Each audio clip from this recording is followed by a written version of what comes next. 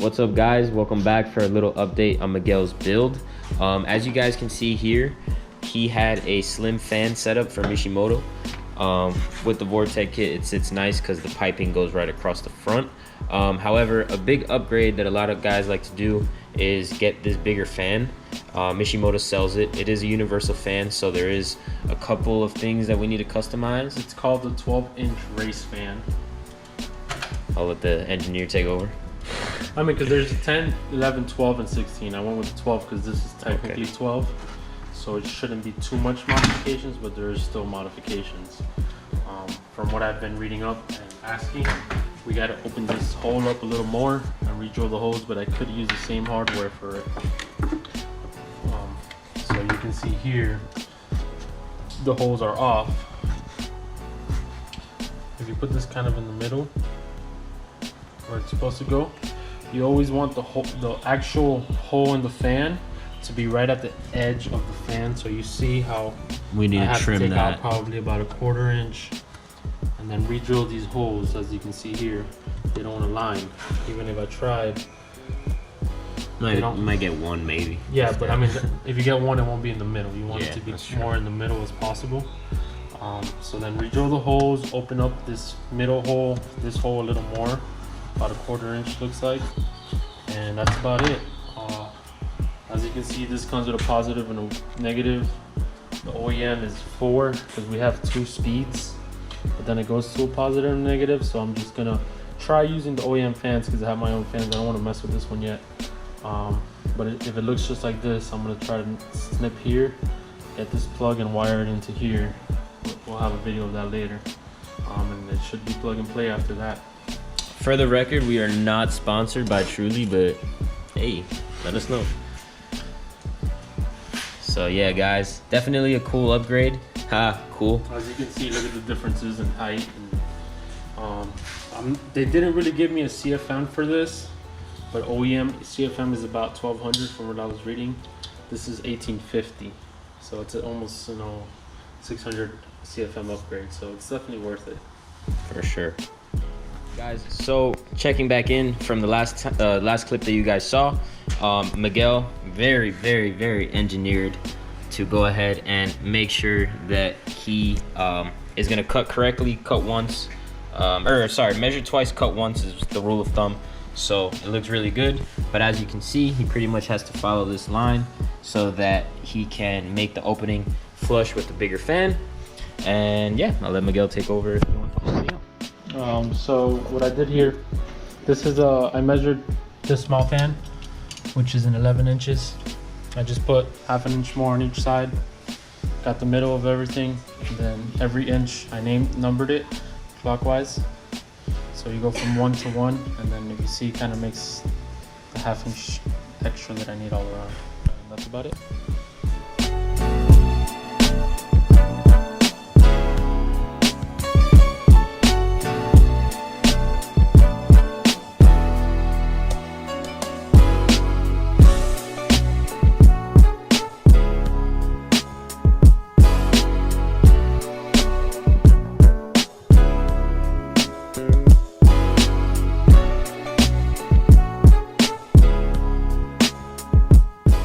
Alright guys, so as you have seen on the previous clips, we've been working on this upgraded fan for Miguel's car. Oh, that's the old one. So there's a good size comparison. If you look at that little small thing compared to that. So we already made the cut.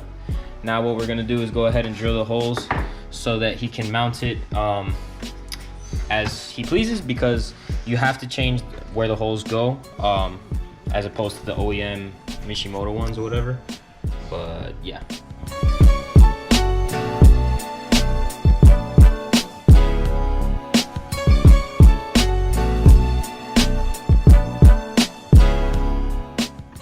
Alright guys, so as you last saw, we drilled the holes finally, and we got the bolts through and through so that the new fan can get mounted properly and secured. So that's one thing you're going to need to do if you plan on upgrading to this bigger fan, is obviously cut the oval or circle a lot bigger, make new holes to mount the fan to the shroud, and you're also going to have to do some wiring. But that's going to be included in the next couple of clips, so stay tuned for that. Quick little clip. I bought some molding that I wanted to put around the fan just to make that seal that's going to be right on here as tight as possible. Put it all around. Thought it was a pretty neat little add-on.